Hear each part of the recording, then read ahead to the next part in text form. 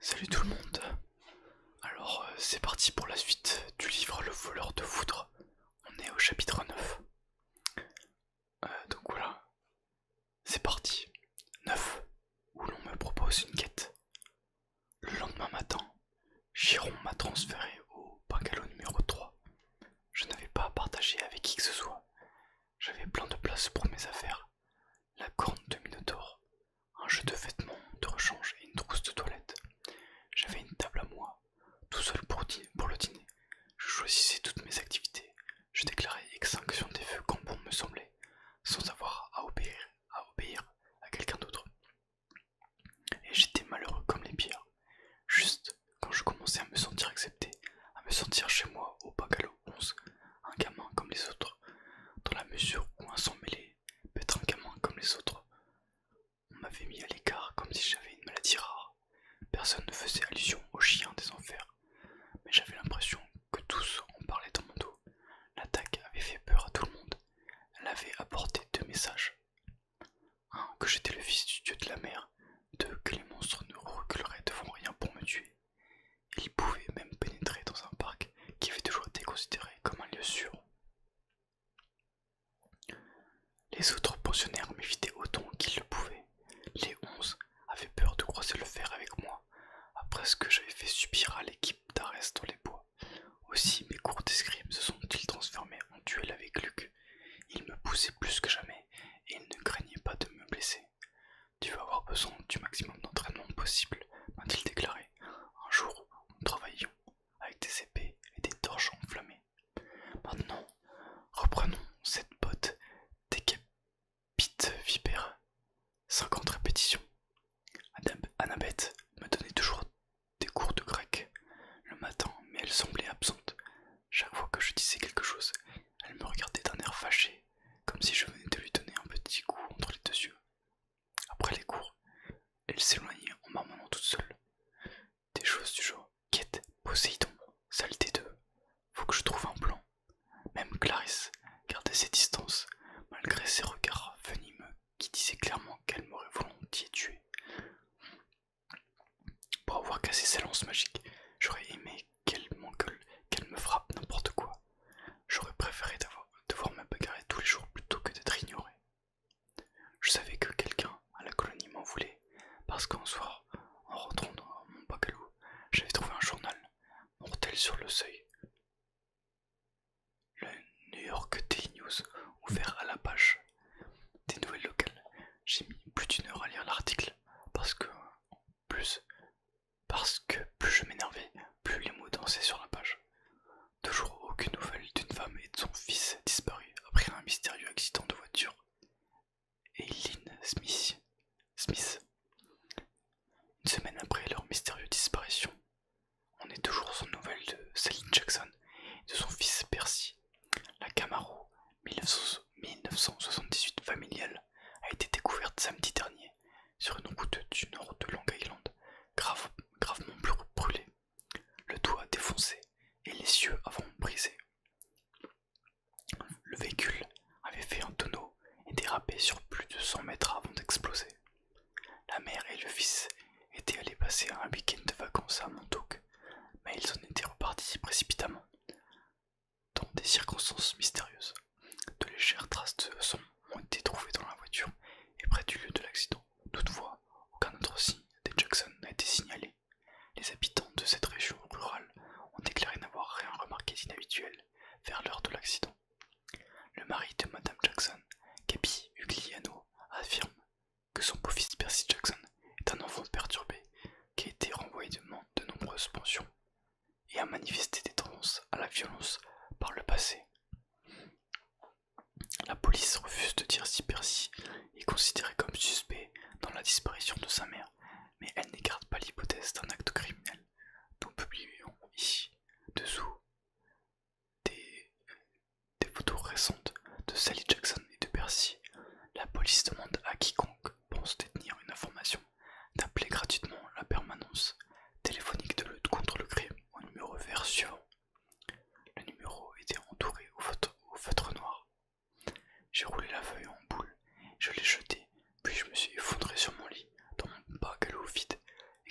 les feux, ai-je déclaré tristement. Cette nuit-là, j'ai fait mon pire cauchemar de tous. Je courais le long d'une plage, pendant un orage. Cette fois-ci, il y avait une ville derrière moi, pas de New York. Le paysage urbain était différent. Les bâtiments étaient plus espacés. On apercevait des palmiers et des collines en arrière-plan. À une centaine de mètres, des flots, deux hommes se battaient. Ils avaient une dégaine de catcheurs avec leurs gros muscles, leur barbe et leurs cheveux longs. Ils portaient tous les deux des tuniques grecques flottantes, bordées d'un liseré bleu, pour l'une vert pour l'autre. Ils luttaient, s'empoignaient, se donnaient des coups de pied et des coups de boule, et chaque fois que leur corps entrait en contact, des éclairs jaillissaient, le ciel s'obscurcissait et le vent redoublait. Il fallait que je les sépare, j'ignorais pourquoi, mais plus je courais, plus le vent me repoussait, jusqu'au moment où j'ai fini par courir sur place, en plantant vainement les talons dans le sable. Par-dessus le vacarme de l'orage, j'entendais Tunique Bleue crier à Tunique Vert: Rends-les-moi, rends-les-moi, comme un môme du jardin d'enfants qui fait une colère pour un jouet. Les vagues grossissaient, s'écrasaient sur la plage et m'aspergeaient d'eau salée. J'ai hurlé: Arrêtez, arrêtez de vous battre.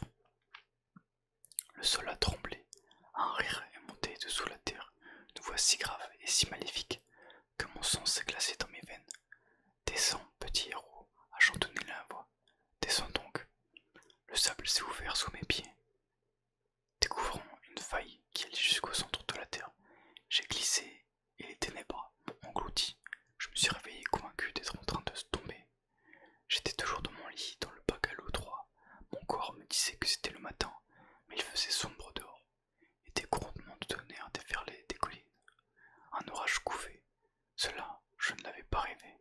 J'ai entendu un clip-clop, le bruit d'un sabot frappant le pas de la porte. Entrez. Grover s'avançait en trottinant, l'air soucieux. Monsieur D veut te voir. Pourquoi? Il veut tuer. Écoute, je ferais mieux de le laisser t'expliquer. Très inquiet, je me suis habillé et j'ai suivi Grover, persuadé que de gros ennuis se profilaient à l'horizon. Cela faisait plusieurs jours que je m'attendais à moitié à être convoqué à la grande maison. Maintenant que j'avais été déclaré fils de Poséidon, un des trois grands dieux qui n'était pas censé avoir d'enfant, je supposais que le seul fait que je sois en vie était un crime. Les autres dieux avaient sans doute débattu de la meilleure façon de me punir de mon existence. Et maintenant, Monsieur D était prêt à annoncer le verdict. Le ciel au-dessus du détroit de Long Island était comme une soupe d'encre sur le point de bouillir. Un rideau de pluie brumeux avançait dans notre direction. J'ai demandé à Grover si nous avions besoin d'un parapluie. Non, a-t-il dit, il ne pleut jamais ici sauf si nous le souhaitons. Et alors ça, c'est quoi? Ai-je riposté en pointant du doigt vers le ciel d'orage. Il va nous contourner, c'est ce que font toujours les intempéries. Et de fait, il avait raison. Pendant la semaine que j'avais passée ici, le temps n'avait jamais été ne serait-ce même que couvert. Les quelques nuages pluvieux que j'avais aperçus avaient tous filé sur les côtés de la vallée. Mais cet orage, il s'annonçait énorme. Sur le terrain de volley-ball, les Apollons disputaient une partie matinale contre les Satyres. Les jumeaux de Dionysos parcouraient les champs de fraises en faisant pousser les plants. Chacun vaquait à ses occupations habituelles, mais tout le monde avait l'air tendu.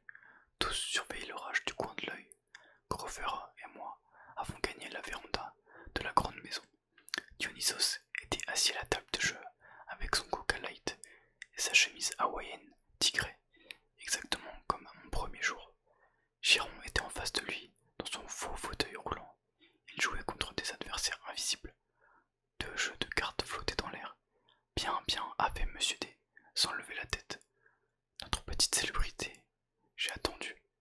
Approche, a ajouté Monsieur D, et ne t'attends pas à ce que je te fasse des courbettes, parce que le vieux Barbamoul est ton père. Un réseau d'éclairs a zébré les nuages. Le tonnerre a fait vibrer les carreaux de la maison. C'est ça, a grommelé Monsieur D. Chiron avait mis de s'intéresser à ses cartes. Grover se recroquevillait contre la balustrade. Dans balançant d'un sabot sur l'autre. S'il ne tenait qu'à moi, a dit Dionysos, je ferais s'enflammer tes molécules, on balayerait les cendres, et on s'épargnerait un tas d'ennuis.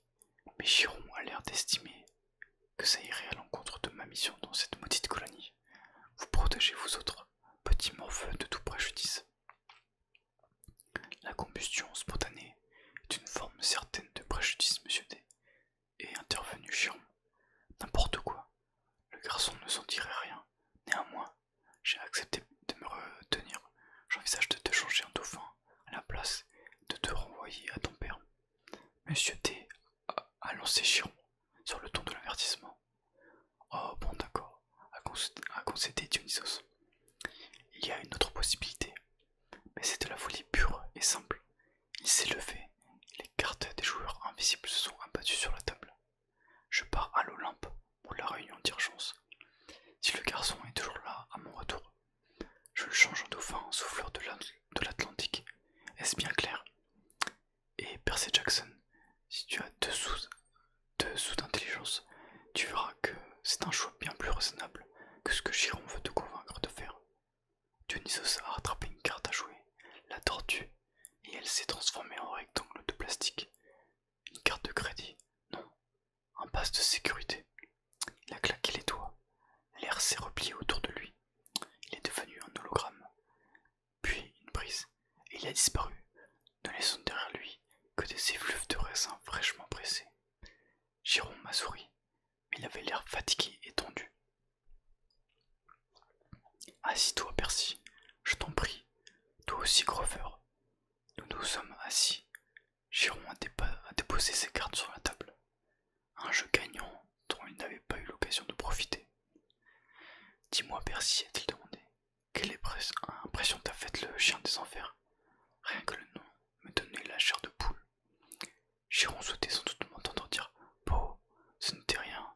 Ce genre de bestiole, je pourrais en faire mon 4 heures. Mais je n'avais pas envie de mentir. Il m'a fait peur. Si vous ne l'aviez pas criblé de flèches, je serais mort. Tu rencontreras des créatures pires. Merci, bien pires, avant de l'avoir achevé. D'avoir achevé quoi? Ta quête, bien sûr. L'accepteras-tu? Je regardais Grover qui se tordait les doigts. J'ai répondu. Vous ne m'avez pas encore dit en quoi elle consistait, monsieur. Chiron a fait la grimace. Voilà, c'est la partie difficile, les détails. Le tonnerre a grondé dans la vallée. Les nuages orageux avaient maintenant atteint le bord de la plage.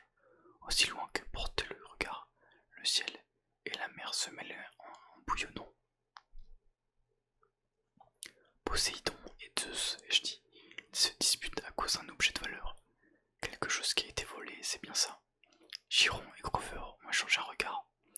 Chiron s'est penché en avant dans son fauteuil roulant. Comment l'as-tu appris? Je me suis senti rougir et je me suis dit que j'avais perdu l'occasion de le taire. Le temps est bizarre depuis Noël. Et j'expliquais, comme si la mer et le ciel se battaient. Et puis j'ai parlé avec Annabeth. Il avait surpris un bout de conversation à propos d'un vol. Et aussi j'ai fait des rêves. Je le savais, a dit Grover. Silence, ça tire à ordonner Chiron. Mais c'est sa quête. Les yeux de Grover pétillaient d'excitation. C'est obligé. Seul l'oracle plus déterminé. Chiron a graissé sa barbe drue. Néanmoins, Percy, tu dis vrai.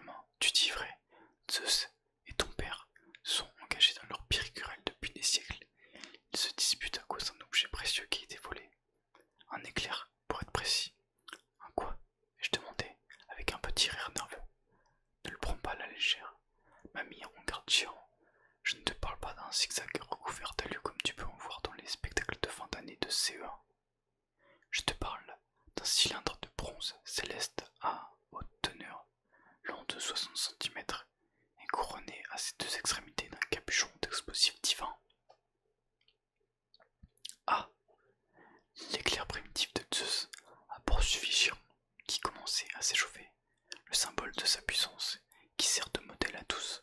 Les autres éclairs, la première arme fabriquée par les Cyclopes pour la guerre contre les Titans, l'éclair qui a décapité l'Etna et précipité Chronos à bas de son trône, l'éclair primitif dont la charge d'énergie est si forte que par comparaison, les bombes à hydrogène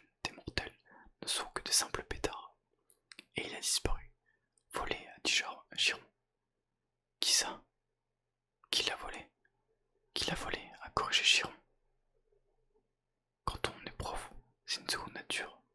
Toi, ma mâchoire s'est décrochée. Du moins, Chiron a levé la main.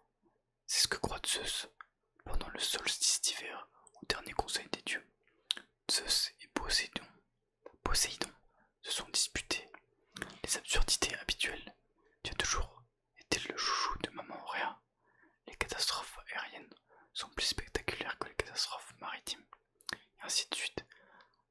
Après, Zeus a constaté que son éclair primitif avait disparu quand il avait pris de la salle du trône à sa barbe. Il a tout de suite accusé Poséidon. Or, il se trouve qu'aucun dieu ne peut usurper de façon directe le symbole de pouvoir d'un autre.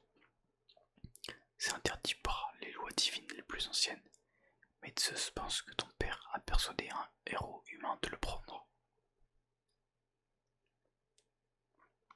Mais je n'ai pas. Patience mon petit, et écoute-moi, a dit Chiron.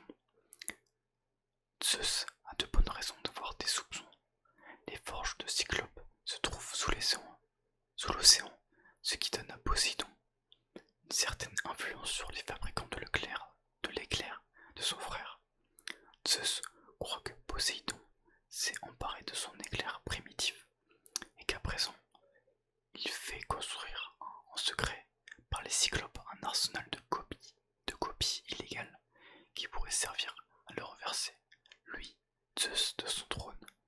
La seule chose qui demeurait floue pour Zeus, c'était l'identité du héros humain auquel Poséidon avait confié le vol de l'éclair. Maintenant, Poséidon t'a officiellement revendiqué comme étant son fils. Tu étais à New York pendant les vacances de Noël. Tu aurais facilement pu t'introduire à l'Olympe. Zeus pense avoir trouvé son voleur. Mais je n'ai jamais mis les pieds à l'Olympe. Zeus est fou. Chiron et Grover ont tous deux lancé un regard inquiet vers le ciel. Les nuages n'avaient pas l'air de s'écarter pour nous épargner. Comme l'avait promis Grover, ils déferlaient droit sur notre vallée, se refermant sur nous comme un couvercle de cercueil. Percy, a dit Grover, ne n'employons pas le mot fou pour décrire le maître du ciel. Paranoïaque, peut-être, a suggéré Chiron. Cela dit, ce n'est pas la première fois que Poséidon essaye de renverser Zeus. Si je ne m'abuse, c'est la question 38 de ton examen de fin d'année. Il m'a regardé, comme s'il pensait vraiment que j'allais me souvenir de la question 38. Comment pouvait-on m'accuser d'avoir volé l'arme d'un dieu? Je n'avais jamais été fichu de voler une part de pizza pendant les parties de poker de Gabi sans me faire piquer. Chiron attendait une réponse. Une histoire de filet d'or, et je risquais. Poséidon, Héra et quelques autres dieux, ils ont capturé Zeus en quelque sorte, et refusé de le libérer tant qu'il n'aurait pas promis de devenir meilleur souverain, c'est ça? Exact, a dit Chiron, et depuis Zeus s'est toujours méfié de Poséidon, bien sûr. Poséidon nie avoir volé l'éclair primitif. Il a été très offensé par cette accusation. Tous les deux se disputent depuis des mois et menacent de faire la guerre. Et voilà que tu arrives. Dans le tableau, c'est la légendaire goutte qui fait déborder le vase. Mais je ne suis qu'un gamin. Percy, a intervenu Grover. Si tu étais Zeus, si tu étais déjà convaincu que ton frère complotait pour te renverser de ton trône, et que soudain il reconnaissait avoir brisé le serment sacré prêté au lendemain de la Seconde Guerre mondiale, et enfanté un nouveau héros mortel qui pourrait servir d'arme contre toi, ça ne te chiffonnerait pas un peu? Mais je n'ai rien fait. Poséidon, mon père, n'a pas vraiment ordonné le vol de cet éclair primitif-ci. Chiron a soupiré. La plupart des observateurs qui réfléchissent un peu conviendraient que le vol n'est pas dans le style de Poséidon, mais le dieu de la mer est trop fier pour essayer d'en convaincre Zeus, lequel a exigé que Poséidon restitue l'éclair d'ici le solstice d'été. C'est le 21 juin, dans 10 jours. À la même date, Poséidon fait des excuses pour avoir été traité de voleur. J'espérais que la diplomatie triompherait, qu'Héra, Déméter ou Hestia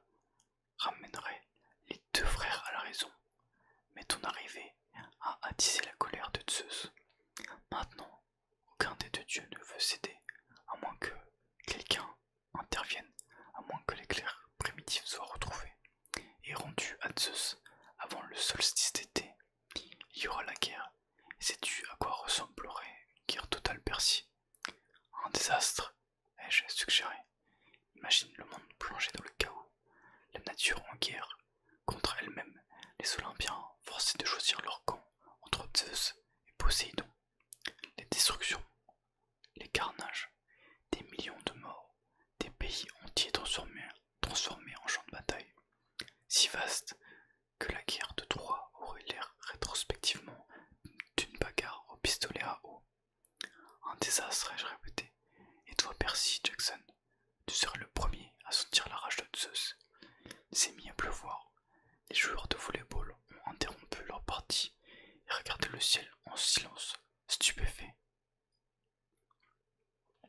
C'est moi qui avais amené cet orage sur la colline des Sans-Mêlés. Zeus punissait la colonie tout entière à cause de moi. J'étais furieux. Alors il faut que je retrouve ce stupide éclair, ai-je dit, et que je le rapporte à Zeus. Quelle meilleure offrande de paix à Digiron que le fils de Poséidon rapportant son bien à Zeus. Si ce n'est pas Poséidon qui l'a, où est ce machin? Je crois le savoir. Le visage de Chiron était grave, un passage d'une prophétie que j'ai reçue il y a des années. Disons que le sens de certaines phrases m'apparaît à présent. Mais pour que je puisse t'en dire davantage, il faut que tu acceptes officiellement la quête. Tu dois consulter l'oracle. Pourquoi ne pouvez-vous pas me dire avant où se trouve l'éclair? Parce que si je te le disais, tu aurais trop peur pour relever le défi. J'ai ravalé ma salive. C'est une bonne raison. Alors tu acceptes. J'ai regardé Grover, qui hochait la tête pour m'encourager. Facile pour lui. C'était moi que Zeus voulait tuer. D'accord, je dis. C'est mieux que d'être changé en dauphin. Alors le moment est venu pour toi de consulter l'oracle. A dit Chiron. Monte au grenier. Percy Jackson, lorsque tu en redescendras, à supposer que tu sois toujours sans esprit, nous reparlerons.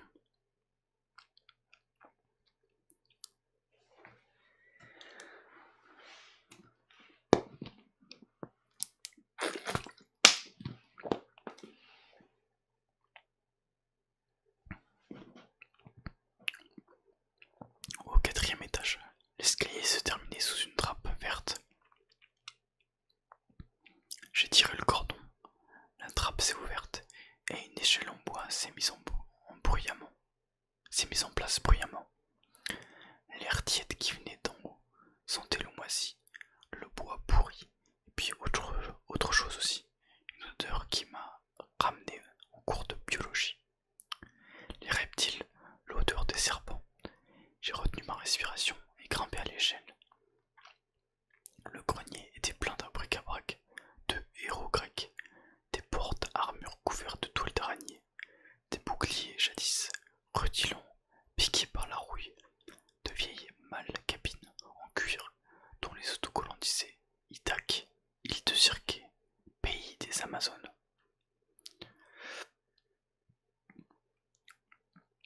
Sur une longue table s'alignaient des flacons de verre remplis de choses en conserve, des griffes poilues, sélectionnaient d'énormes yeux jaunes, diverses autres parties de monstres. Il y avait un trophée poussiéreux accroché au mur qui ressemblait à une tête de serpent géant, mais avec des cornes et une dentition de requin complète. La plaque disait tête d'hydre, numéro 1, Woodstock, New York, 1969. Près de la fenêtre, sur un tabouret en bois, à 3 pieds, se trouvait le souvenir le plus horrible de tous, une momie.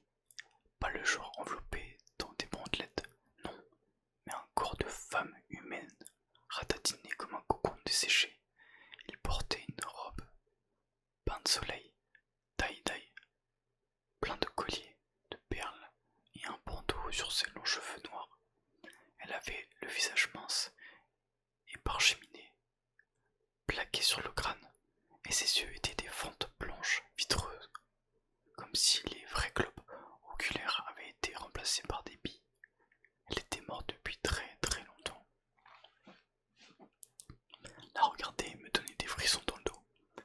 cela avant même qu'elle ne se redresse sur son tabouret et ouvre la bouche. Une brume verte s'échappait de ses lèvres et s'est enroulée en vrille épaisse au ras du sol.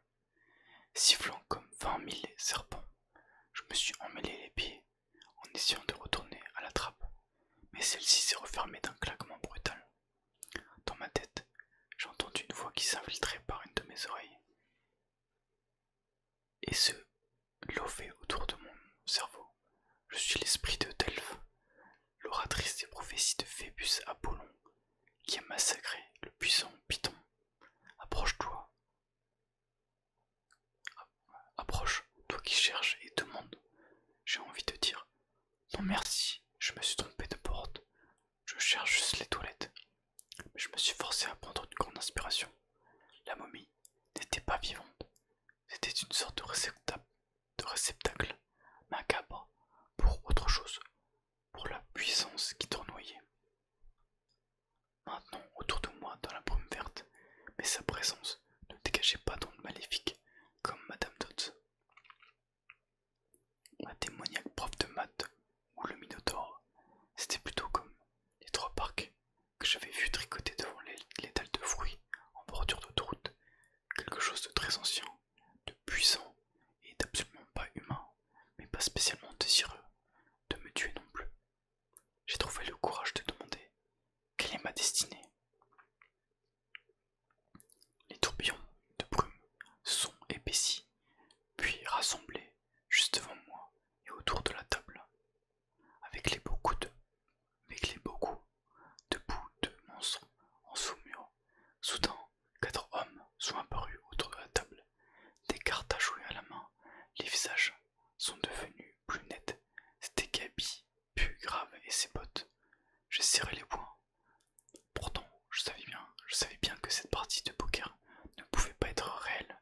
C'était une illusion faite de brume. Gabi s'est tournée vers moi et m'a parlé de la voix rappeuse de l'oracle.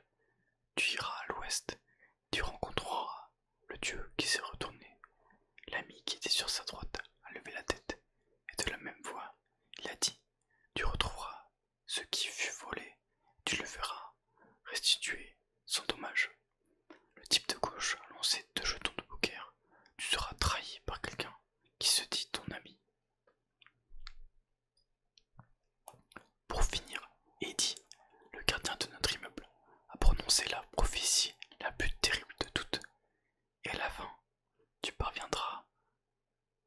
ne parviendras pas à sauver ce qui compte le plus. Les silhouettes ont commencé à se dissiper.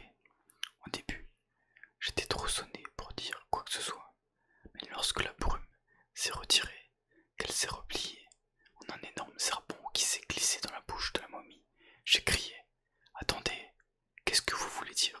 Quel ami? Qu'est-ce que je ne parviendrai pas à sauver ?» La queue du serpent de brume a disparu dans la bouche de la momie. Elle s'est radossée au mur.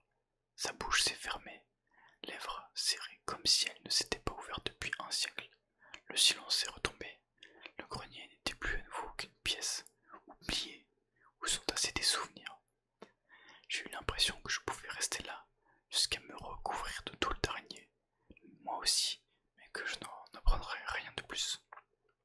Mon audience avec l'oracle était terminée. Alors m'a demandé Chiron. Je me suis effondré sur une chaise devant la table de jeu. Elle a dit que j'allais récupérer ce qui avait été volé. Grover s'est penché en avant sur sa chaise mastiquant fébrilement les vestiges d'une canette de Coca Light. C'est super. Qu'a dit l'oracle exactement? Insistait Chiron. C'est important.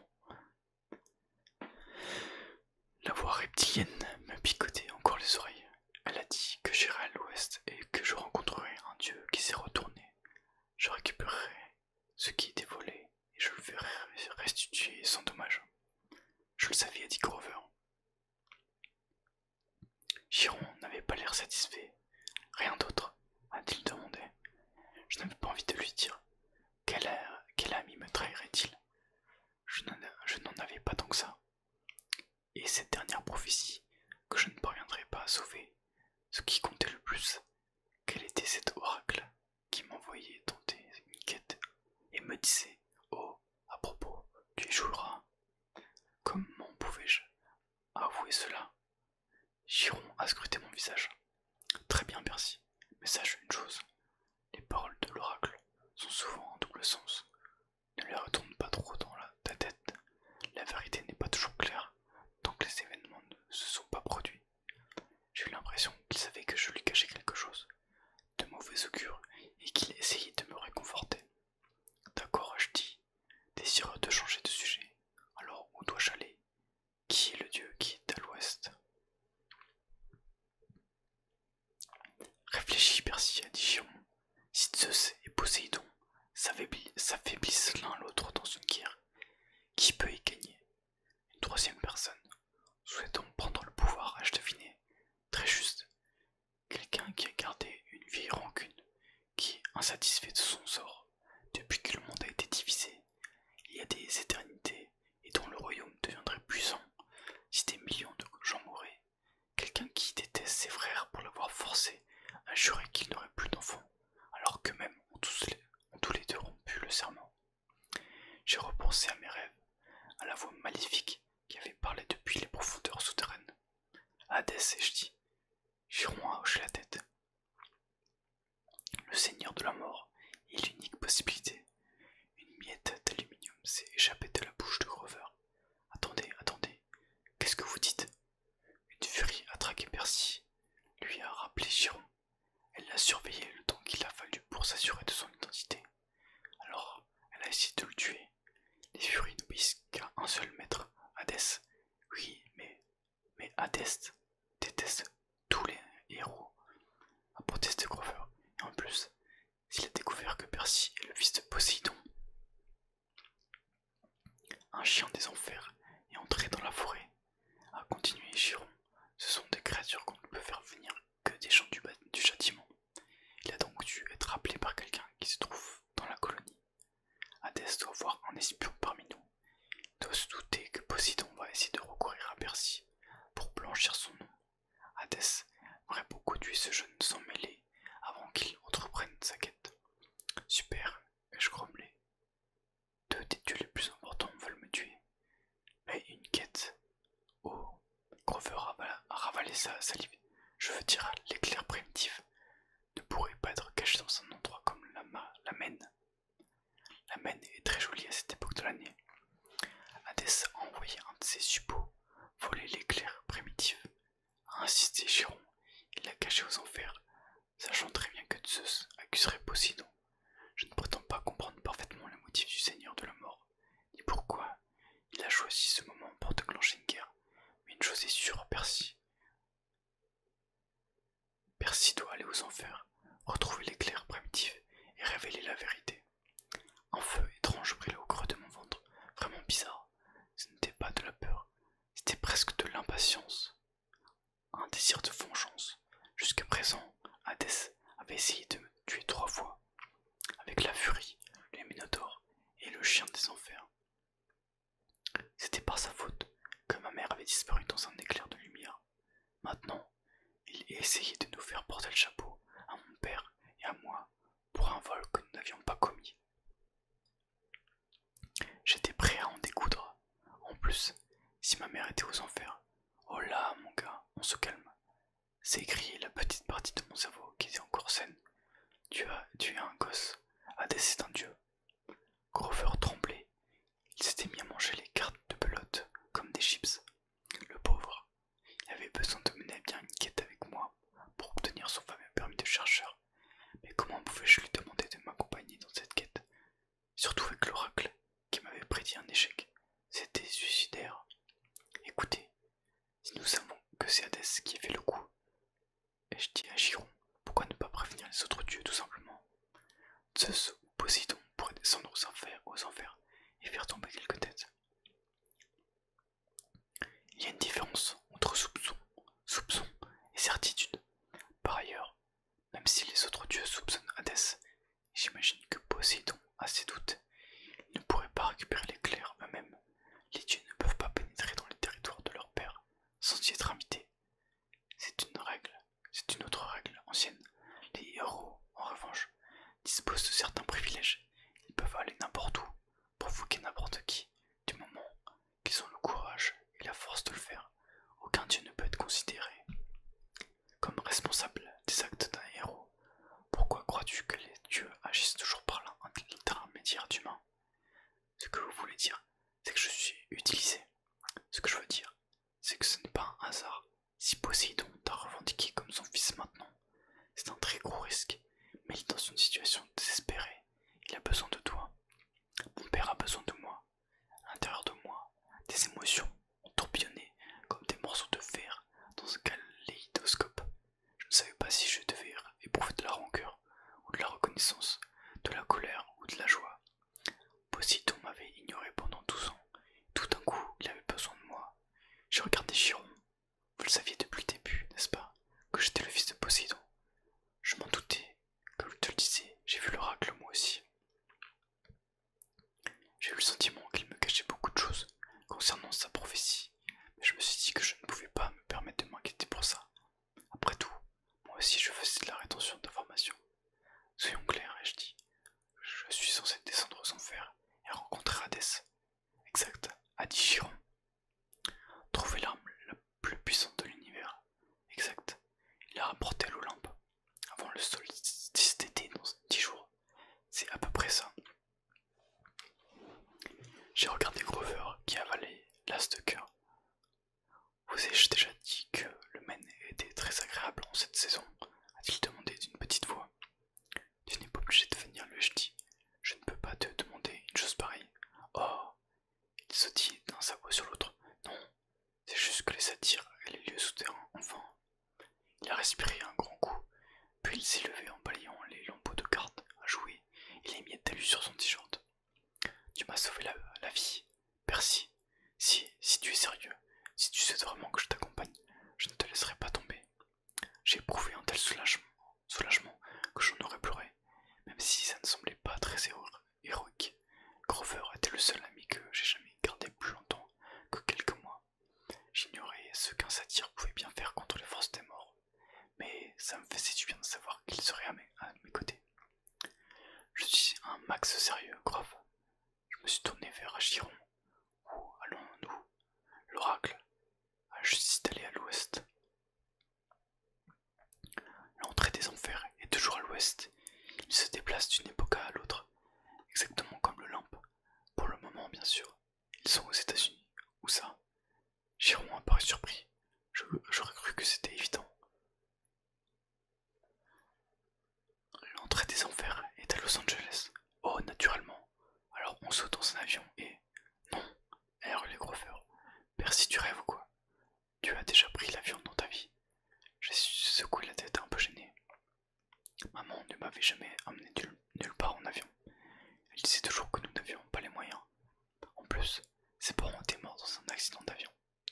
Percy réfléchit, a dit Chiron. Tu es le fils du dieu de la mer, le rival le plus acharné de ton père et de Zeus, le maître du ciel. Ta mère n'aurait jamais pris le risque de te mettre dans un avion. Tu serais dans le domaine de Zeus. Tu n'atterrirais jamais vivant. Au-dessus de nous, la foudre a crépité, le tonnerre a grondé. D'accord, ai-je dit, bien décidé à ne pas lever les yeux vers l'orage, alors je voyagerai par voie de terre. C'est cela, dit Chiron.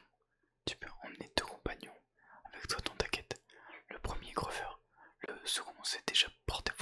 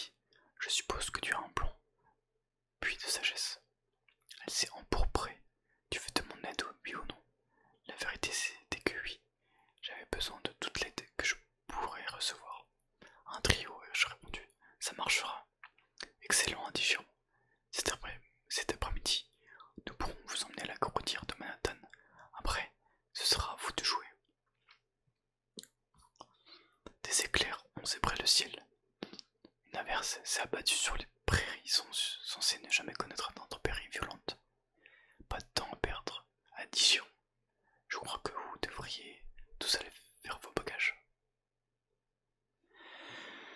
Voilà, c'est la fin du chapitre. On est au chapitre 10. Je bousille un autocar en parfait état. Il ne m'a pas fallu longtemps pour faire mes bagages. J'ai décidé de laisser la corne du Minotaure dans mon bungalow, de sorte qu'il ne me restait qu'une tenue de rechange et une brosse à dents à fourrer dans un sac à dos que Grover m'avait dégoté. Le magasin de la colonie m'a prêté 100 $ en argent mortel et 20 drachmes d'or. C'était des pièces grandes comme des cookies, avec des images de différents dieux grecs gravées sur une face et l'Empire State Building sur l'autre. Autrefois, les drachmes des mortels étaient en argent, nous addigérons, mais les Olympiens n'ont jamais utilisé rien d'autre que de l'or pur. Chiron a ajouté que ces pièces pouvaient s'avérer utiles pour des transactions non mortelles, ce que j'ai trouvé assez énigmatique. Il nous a donné à Annabeth et moi une gourde de nectar et une pochette plastique pleine de carrés d'ambroisie à n'utiliser qu'en cas d'urgence. Si nous étions grièvement blessés, c'était une bonne nourriture. Nous a rappelé Chiron. Elle nous guérirait de presque n'importe quelle blessure, mais serait fatale pour des mortels. À trop forte dose, elle pouvait donner une violente fièvre à un sang mêlé, et, en overdose, elle nous consumerait, nous brûlerait littéralement de l'intérieur. Annabeth emporte avec elle sa casquette de baseball magique qu'elle avait reçue de sa mère, m'a-t-elle dit. Pour ses 12 ans, elle prenait aussi un livre sur les chefs-d'œuvre de l'architecture classique, écrit en grec ancien, pour lire quand elle s'ennuyait, et un long couteau en bronze caché dans sa manche de chemise. J'étais sûr que le couteau nous vaudrait de nous faire arrêter dès le premier détecteur de métal. Grover avait mis ses faux pieds et son pantalon avant de passer pour un humain. Il portait un béret de rasta vert parce que lorsqu'il pleuvait, ses cheveux bouclés s'aplatissaient et on pouvait apercevoir la pointe de ses cornes. Son sac à dos orange était plein de bouts de ferraille et de pommes. Pour les petites vents, il avait glissé dans sa poche la flûte de pan que son papa chèvre lui avait fabriquée, bien qu'il n'ait que 2 airs à son répertoire. Le concerto pour piano numéro 12 de Mozart et So Yesterday d'Hilary Duff, tous les deux assez redoutables à la flûte de pan. Nous avons salué d'un geste les autres pensionnaires, jeté un dernier coup d'œil aux champs de fraises, à l'océan et à la grande maison, puis grimpé le flanc de la colline, des sons mêlés, jusqu'au grand pin qui avait jadis été Thalia, fille de Zeus. Chiron nous attendait dans son fauteuil roulant. À côté de lui se tenait le type à la dégaine de serveur que j'avais vu pendant ma convalescence à l'infirmerie. D'après Grover, c'était le chef de la sécurité de la colonie, soi-disant qu'il avait des yeux sur tout le corps et qu'on ne pouvait donc jamais le prendre par surprise. Mais comme il portait un uniforme de chauffeur, je n'ai vu d'yeux supplémentaires que sur ses mains, son visage et son cou. Voici Arcos Chiron. Il vous conduira à New York et il ouvrira l'œil. J'ai entendu des bruits de pas derrière moi. Luc grimpait la colline à toutes jambes, une paire de baskets à la main. Et, s'est-il écrié en haletant. Heureusement que je t'ai rattrapé. Annabeth a rougi comme jamais, comme chaque fois que Luc était dans les parages. Je voulais juste te souhaiter bonne chance, m'a dit Luc.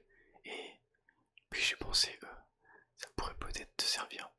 Il m'a tendu les baskets, qui avaient un aspect assez normal, ainsi qu'une odeur assez normale d'ailleurs. Luc a dit, Maya, des ailes d'oiseau blanches ont jailli des talons. Et j'ai sursauté, si fort que j'en ai lâché les baskets. Elles ont volté au ras du sol quelques instants, puis les ailes se sont repliées et dissipées. Géant, dit Grover. Luc a souri. Elles m'ont bien servi dans ma quête. Un cadeau de papa. Évidemment,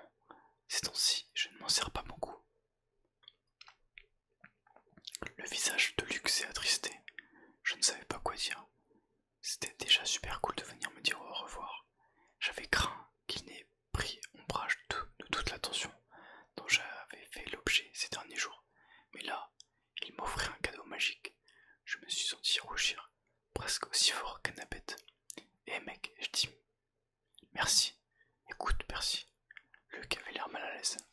Beaucoup d'espoir repose sur toi, alors tue quelques monstres pour moi, d'accord? Nous nous sommes serrés la main. Luc a tapoté Grover sur la tête, entre les cornes, puis embrassé Annabeth, qui apparut à 2 doigts de s'évanouir. Après le départ de Luc, je lui ai dit: respire, t'es en apnée, n'importe quoi. Tu l'as laissé gagner capturer les tondards, hein? Oh, Percy, comment ai-je pu avoir envie de partir avec toi? Elle a dévalé l'autre versant de la colline, à grande enjambée. Une camionnette blanche nous attendait sur le bas-côté de la route. Argos lui a emboîté le pas en faisant sauter les clés de sa voiture. Les clés de voiture entre ses doigts. J'ai ramassé les baskets volantes et ressenti une bouffée soudaine d'appréhension. J'ai regardé Chiron. Je ne pouvais pas m'en servir en fait, lui ai-je demandé. Il a secoué la tête. Luc a de bonnes intentions, Percy, mais prendre la voie des airs, ce ne serait pas raisonnable pour toi. J'ai hoché la tête déçu, puis j'ai eu une idée. Hé Grover, tu veux un objet magique? Moi? Une étincelle s'est allumée dans son regard. Nous avons rapidement lacé les baskets par-dessus ses faux pieds, et la première chèvre volante du monde s'est trouvée parée pour l'envol. Maya, a crié Grover. Il a décollé du sol, sans problème, mais ensuite il a basculé sur le côté, et son sac à dos s'est mis à traîner dans l'herbe. Les baskets ailées ruaient et se cabraient comme des minuscules chevaux sauvages.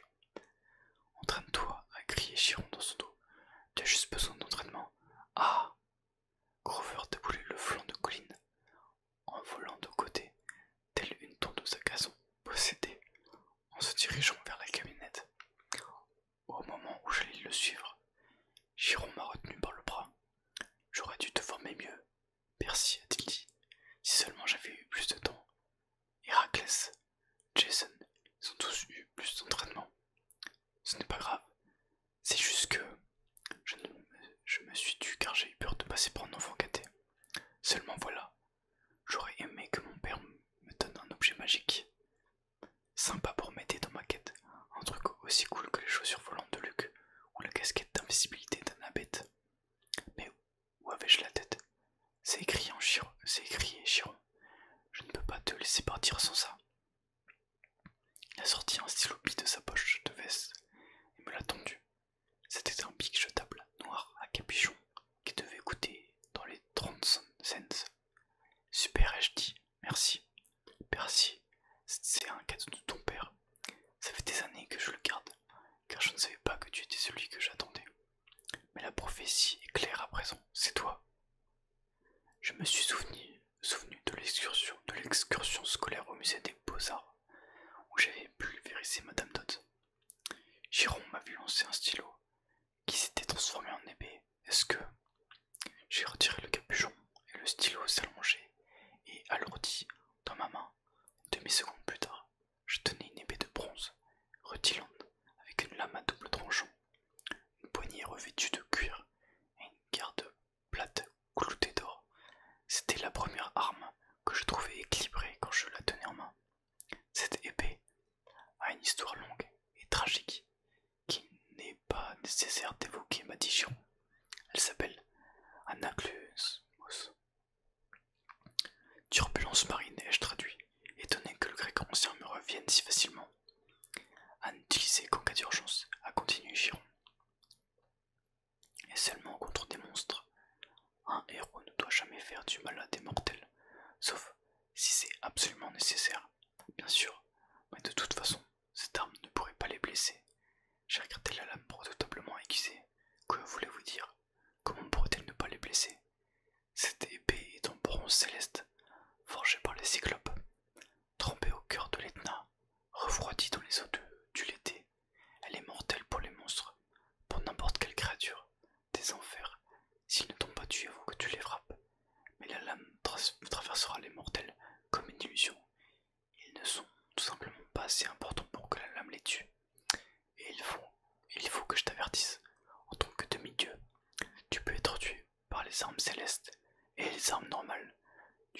tu es 2 fois plus vulnérable. C'est bon à savoir. Maintenant, remets le capuchon. À peine eus-je touché la pointe de turbulence avec le capuchon, qu'instantanément, elle est redevenue un stylo bille. Je l'ai glissé dans ma poche, un peu inquiet, parce que j'étais connu à l'école pour toujours perdre mes crayons. C'est impossible, a dit Giron. Quoi? Que tu perdes le stylo bille? Il est magique. Il réapparaîtra toujours dans ta poche, et c'est. J'étais réticent, mais j'ai quand même lancé le stylo bille le plus loin que j'ai pu, et je l'ai regardé se perdre dans l'herbe. Ça peut prendre quelques instants, m'a dit Chiron. À présent, regarde dans ta poche. Effectivement, le stylo bille y était. D'accord, ai-je reconnu, c'est très très cool. Mais si un mortel me voit dégainer une épée, la brume est une chose puissante, Percy, a répondu Chiron en souriant. La brume? Oui, relis ton Iliade. Ton Iliade, on y fait référence tout le temps. Chaque fois que des éléments divins ou monstrueux se mêlent au monde mortel, ils génèrent une brume qui brouille la vision des humains. Toi, étant sans mêler, tu verras les choses telles qu'elles sont, mais les humains les interpréteront bien différemment.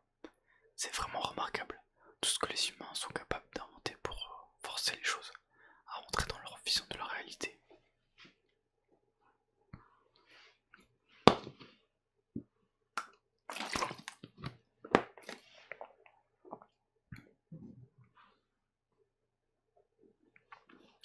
J'ai remis Turbulence dans ma poche. Pour la première fois, la quête me semblait réelle. Je quittais bel et bien la colline des Emmêlés. Je partais pour l'ouest, sans la supervision d'aucun adulte, sans plan de secours, sans téléphone. Sans téléphone portable. Giron disait que les monstres repéraient les portables. En utiliser un, ce serait pire que d'envoyer une fusée de détresse. Je n'avais pas d'arme plus puissante qu'une épée pour repousser les monstres et arriver au pays des morts. Chiron, ai-je demandé, lorsque vous dites que les dieux de l'Olympe sont immortels, je veux dire, il a existé une époque avant eux, n'est-ce pas? 4 âges avant eux, en fait. L'âge des titans fut le quatrième âge, parfois nommé âge d'or, ce qui est on ne peut plus inapproprié. Cet âge-ci, l'époque de la civilisation occidentale et du règne de Zeus, est le 5e âge. Alors, comment c'était avant les dieux? Chiron a pincé les lèvres. Même moi, je ne suis pas assez vieux pour me souvenir de cela. Petit, mais je sais que c'était une période d'obscurité et de barbarie pour les mortels. Chronos, le roi des titans, a nommé son règne l'âge d'or parce que les hommes vivaient dans l'innocence et l'ignorance totale. Mais c'était de la pure propagande. Le roi des titans ne s'intéressait nullement à votre espèce, à part comme amuse-gueule ou source de divertissement facile. Ce ne fut qu'au début du règne de Zeus, quand Prométhée, le bon titan, apporta le feu à l'humanité, que ta civilisation a commencé à se développer. Même alors, Prométhée s'est vu traité de penseur révolutionnaire, et Zeus l'a sévèrement puni, comme tu t'en souviens sans doute. Bien sûr, les dieux ont fini par se prendre d'affection pour les humains, mais les dieux de l'Olympe ne pouvaient pas mourir maintenant. Si, je veux dire, tant que la civilisation occidentale vivra, ils vivront. Alors, même si j'échoue, il ne pourrait rien arriver de grave, au point que tout s'effondre, ou je me trompe. Chiron m'a adressé un sourire mélancolique. Personne ne sait combien de temps durera l'âge de l'Occident. Percy, les dieux sont immortels, c'est vrai, mais les titans l'étaient eux aussi.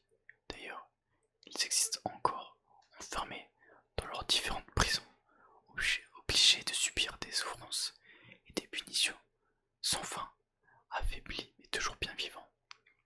Puissent les dieux de l'Olympe ne jamais connaître un si sombre destin, et nous ne jamais replonger dans le chaos et l'obscurité du passé. Tout ce que nous pouvons faire, petit, c'est obéir à notre destin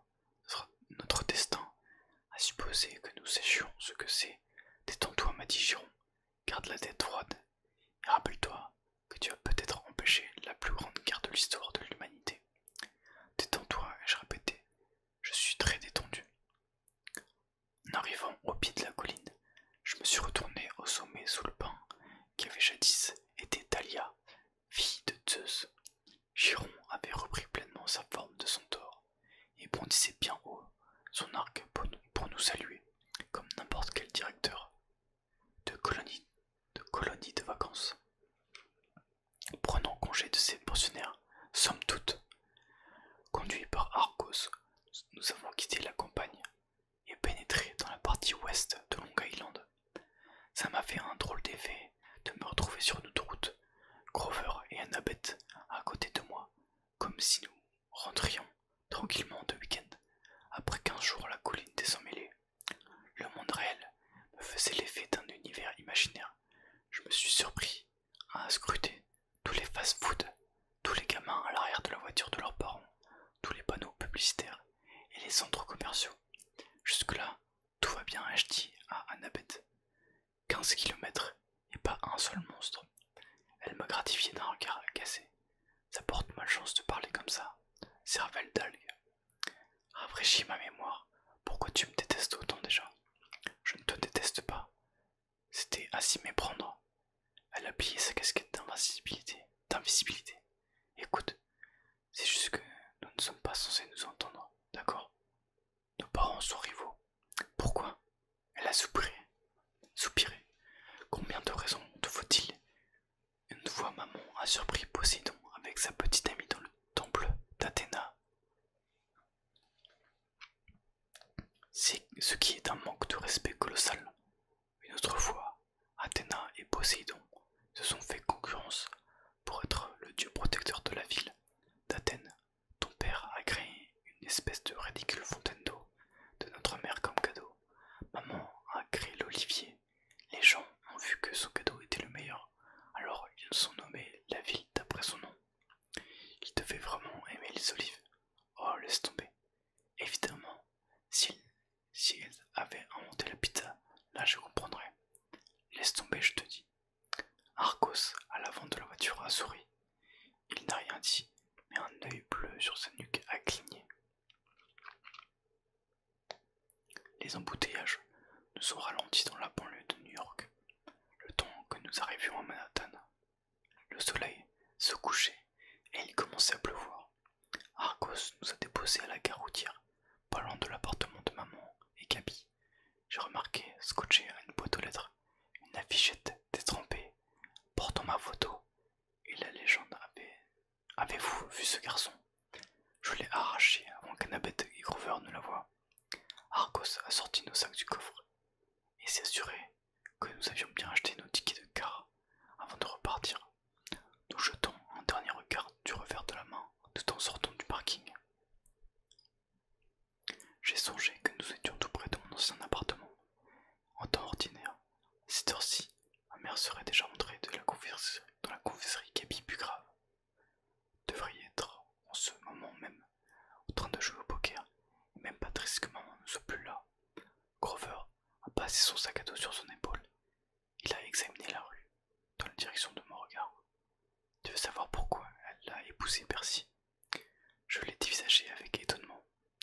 Tu as lu dans mes pensées ou quoi? Juste dans tes émotions. Elle a haussé les épaules. J'ai dû oublier de te dire que les satires peuvent faire ça. Tu pensais à ta mère et à ton beau-père, n'est-ce pas? J'ai hoché la tête, tout en me demandant ce que Grover pouvait avoir oublié de me dire d'autre. Ta mère a épousé Gabi pour toi, m'a dit Grover. Tu l'appelles plus grave, mais tu ne te rends pas compte. Ce mec a de ses auras. Peur. Je le sens d'ici. Je sens encore des traces de lui sur toi, et tu ne l'as pas approché depuis une semaine. Merci. Oui, la touche la plus proche. Tu devrais être reconnaissant, Percy. Ton beau-père en pèse si fort, l'humain, qu'il pourrait masquer la présence de n'importe quel demi-dieu. Dès que j'ai humé l'intérieur de ce Camaro, j'ai compris. Gabi couvre ta piste depuis des années. Si tu n'avais pas passé tous les étés avec lui, des monstres t'auraient sans doute repéré depuis longtemps. Ta maman reste avec lui pour te protéger. C'était une dame intelligente. Elle devait t'aimer énormément pour supporter ce type. Si ça peut te réconforter.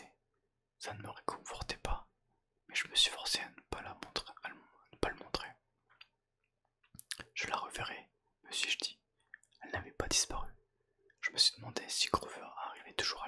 mes émotions, si confuses au-tel. J'étais heureux qu'Annabeth et lui soit venu avec moi. Mais je me sentais coupable, car je n'avais pas été franc avec eux. Je n'aurais pas dit la véritable raison qui m'avait fait accepter cette quête folle. La vérité, c'est que je n'avais rien à faire de retrouver l'éclair de Zeus, ni de sauver le monde, ni même d'aider mon père à se tirer du pétrin.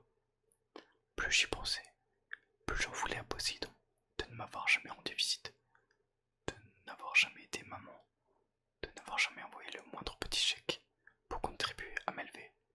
Il ne m'avait reconnu que parce qu'il avait besoin qu'on lui arrange le coup. La seule chose qui comptait, c'était maman. Hadès l'avait prise injustement et il allait la rendre. Tu seras trahi par quelqu'un qui se dit ton ami, ai-je entendu l'oracle me chuchoter à l'oreille, et à la fin, tu ne parviendras pas à sauver ce qui compte le plus. Tais-toi, lui ai-je dit. Il pleuvait toujours. N'en pouvant plus d'attendre le quart, nous avons décidé de jouer au ballon avec une des pommes de Grover. Annabeth était incroyable. Elle pouvait faire rebondir la pomme sur son genou, son coude, son épaule, n'importe où. Moi-même, je ne me débrouillais pas trop mal. Le jeu a pris fin quand j'ai lancé la pomme dans la direction de Grover et qu'elle est passée trop près de sa bouche. En une méga bouchée de chèvre, notre balle a disparu, Trognon et Pépin compris. Grover a rougi, il a voulu s'excuser, mais Annabeth et moi étions pliés de rire. Le car est enfin arrivé. Pendant que nous faisions la queue pour monter à bord, Grover s'est mis à regarder tout autour de lui, en reniflant comme s'il sentait l'odeur de son plat préféré à la cafétéria de l'école, des enchiladas. Qu'est-ce qu'il y a lui ai-je demandé. Je ne sais pas, a-t-il répondu d'une voix tendue. Peut-être rien du tout. Mais je sentais qu'il y avait quelque chose. J'ai jeté des coups d'œil par-dessus mon épaule, moi aussi. J'étais soulagé lorsque nous sommes enfin montés dans le car, que nous sommes allés nous asseoir dans le fond, tous les trois. Nous avons rangé nos sacs à dos. Annabeth n'arrêtait pas de faire claquer nerveusement sa casquette contre sa cuisse. Alors que le dernier passager montait à bord, elle a crispé sa main sur mon genou. Percy, une vieille dame, venait de monter. Elle portait une robe en velours froissé, des gants de dentelle et un chapeau en tricot orange informe qui faisait de l'ombre à son visage, et tenait un grand sac à main imprimé cachemire. Lorsqu'elle relevait la tête, ses yeux noirs ont pétillé, et j'ai cru que mon cœur allait s'arrêter de battre. C'était Madame Dodds, plus âgée, plus fripée, mais exactement le même visage malveillant. Je me suis ratatiné dans mon siège. Derrière elle montaient deux autres vieilles dames, l'une avec un chapeau vert, l'autre avec un chapeau violet, à part la couleur de leur couvre-chef.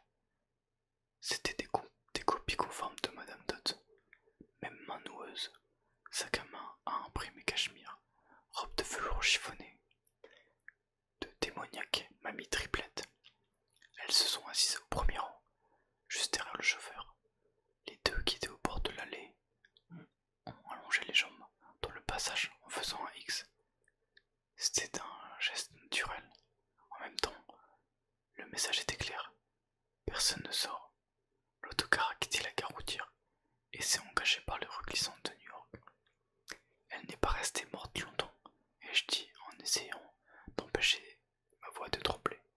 Je croyais que tu as dit qu'on pouvait les faire disparaître une vie entière. J'ai dit, si tu as de la chance, a répondu Annabeth. Apparemment, ce n'est pas le cas.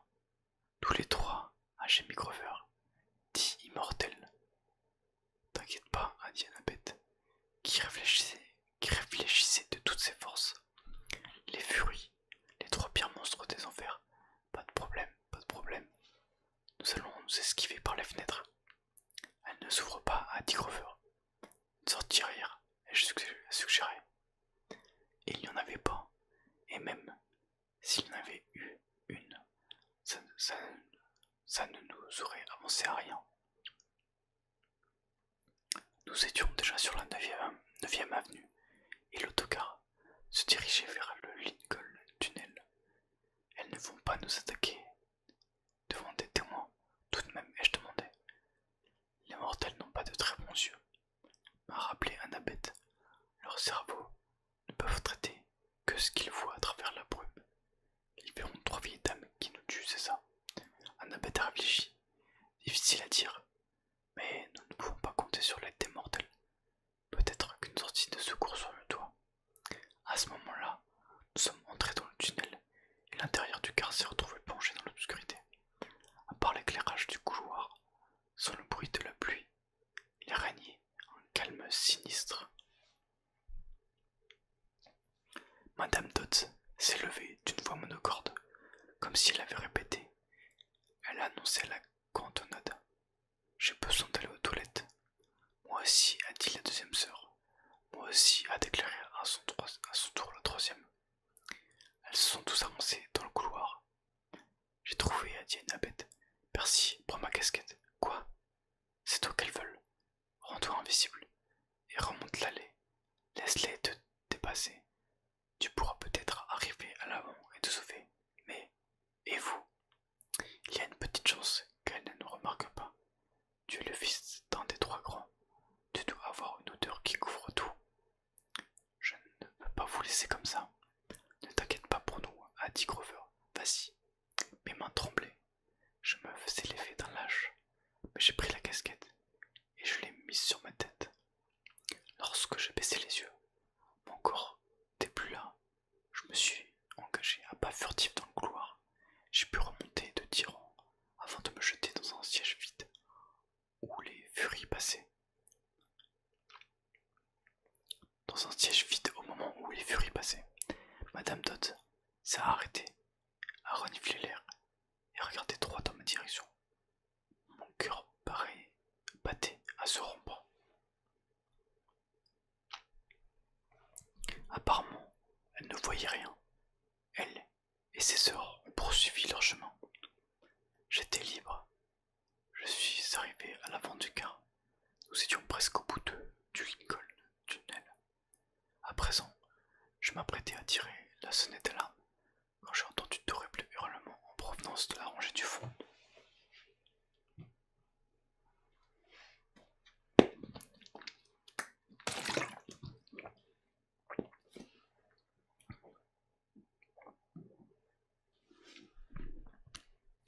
Les vieilles dames n'étaient plus des vieilles dames. Leurs visages étaient toujours les mêmes. J'imagine qu'ils auraient difficilement pu s'en les dire davantage. Mais leur corps s'était ratatiné en corps de vieilles sorcières à la peau boucanée, avec des ailes de chauve-souris et des pieds et des mains en griffes de gargouilles. Leur sac à main s'était transformé en fouet enflammé. Les furies s'encerclaient. Grover et Annabeth se faisaient claquer leurs fouets en persiflant. Où est-il? Où l'avez-vous mis? Les autres passagers du car hurlaient et se recroquevillaient dans leur siège. Pas de doute, ils voyaient quelque chose. Il n'est pas là, a hurlé Annabeth. Il est parti. Les furies ont levé leur fouet. Annabeth a dégainé son couteau de bronze. Grover a sorti une boîte en fer blanc de son sac à dos et s'est préparé à la lancer. Ce que j'ai fait alors était tellement impulsif et dangereux que j'aurais dû être nommé enfant hyperactif de l'année. Le chauffeur était distrait car il essayait de voir dans son rétroviseur ce qui se passait. Toujours invisible, je lui ai pris le volant et j'ai donné un coup sur la gauche. Tous les passagers projetés sur la droite ont hurlé et j'ai entendu un bruit mat qui était, j'espérais, celui de 3 furies s'écrasant contre les vitres. Et, a crié le chauffeur, nous nous disputions le volant. L'autocar a ripé contre le mur du tunnel dans un froissement de métal en projetant des étincelles loin derrière nous. Penché sur le côté, le car a débouché du tunnel et replongé dans l'averse en bousculant les voitures comme des quilles dans un bowling. À l'intérieur, les passagers et les monstres étaient balancés d'un côté à l'autre. Le chauffeur a trouvé une bretelle de sortie. Nous avons quitté l'autoroute en flèche, franchi une demi-douzaine de feux rouges et atterri dans une de ces petites routes du New Jersey où on est toujours étonné de se découvrir en pleine campagne, si près de New York. Sur notre gauche s'étendait une forêt, sur notre droite coulait le fleuve Hudson, et le chauffeur avait l'air de vouloir tourner dans cette direction. Autre idée brillante, j'ai tiré sur le frein de secours. Le car a glissé, décrit un cercle complet sur l'asphalte mouillé et s'est écrasé entre les arbres. Les lumières de secours se sont allumées, la porte s'est ouverte. Le chauffeur a été le premier à sortir, suivi des passagers qui se sont rués dehors en criant. J'ai reculé dans le style du chauffeur pour les laisser passer. Les furies avaient repris leur équilibre. Elles lançaient des coups de fouet vers Annabeth qui agitait son poignard en leur hurlant en grec ancien de fiche le camp. Grover leur jetait des boîtes en fer blanc à la tête. J'ai regardé la porte ouverte. J'étais libre de partir, mais je ne pouvais pas abandonner mes amis. J'ai retiré la casquette d'invisibilité. Coucou. Les furies ont fait volte-face et m'ont foudroyé du regard en découvrant leurs gros jaunes. Et soudain, la sortie m'a paru pleine d'attrait. Madame Dodds a remonté l'allée centrale à grands pas, exactement comme elle le faisait en classe, quand elle allait me rendre un devoir de maths noté F. Chaque fois qu'elle agitait son fouet, des flammes rouges couraient le long du cuir hérissé. Ces deux laidronnes de sœurs ont bondi sur le dossier des sièges de part et d'autre d'elles et se sont mises à ramper vers moi comme de gros vilains lézards. Percy Jackson, a dit Madame Dodds, avec un accent qui venait de bien plus loin que le sud des États-Unis. Tu as offensé les dieux, tu vas mourir. Je vous préférais en prof de maths, ai-je répliqué. Elle a grogné. Annabeth et Grover s'avançaient prudemment derrière les furies qu'étant une ouverture. J'ai sorti le stylo bille de ma poche et je l'ai décapuchonné. Turbulence s'est allongée en longue épée à double tranchant. Les furies ont hésité. Madame Dodds avait déjà tâté de la lame de turbulence.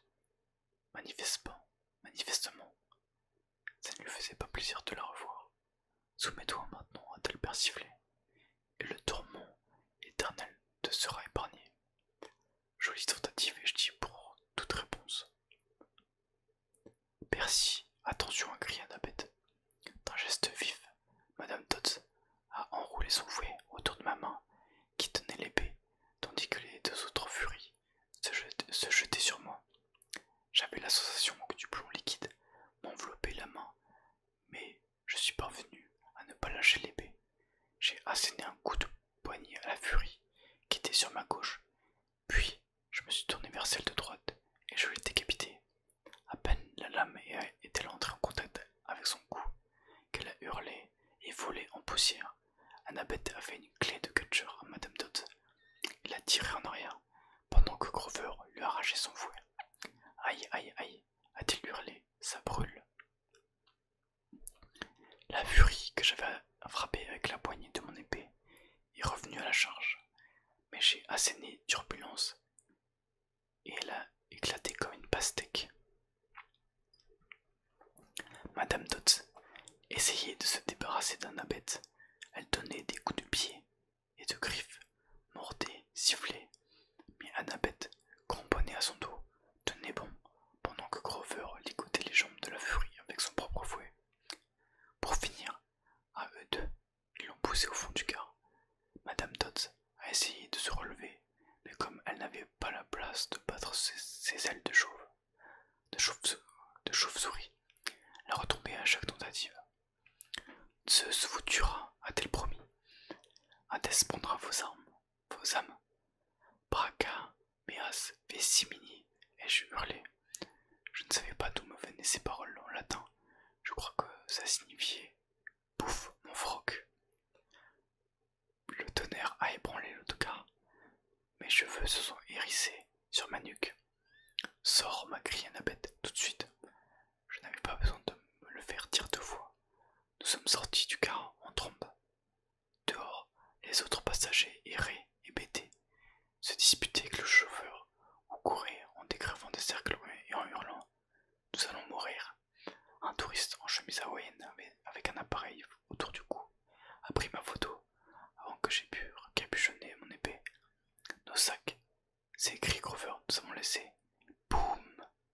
Les vitres de l'autocar ont explosé et les passagers ont couru s'abriter. La foudre a ouvert un énorme cratère déchiqueté sur le toit, mais un hurlement furieux m'a appris que Madame Dodds n'était pas encore morte. Fuyons, a dit Annabeth. Elle appelle des renforts. Nous devons filer d'ici. Nous nous sommes enfoncés dans les bois, sous la pluie battante. Le car en flammes derrière nous, et devant nous, rien que l'obscurité. Voilà, c'est la fin du chapitre 2, chapitre 10, pardon. Alors la vidéo va être extrêmement longue, mais je vais faire 2 chapitres à chaque vidéo, je pense. Je pense que ça me paraît pas mal, même si c'est un peu long. Donc voilà, j'espère que ça vous a plu. Le chapitre 9 était bien cool. Le dernier j'ai un peu moins aimé, mais bon, on a 45% du livre.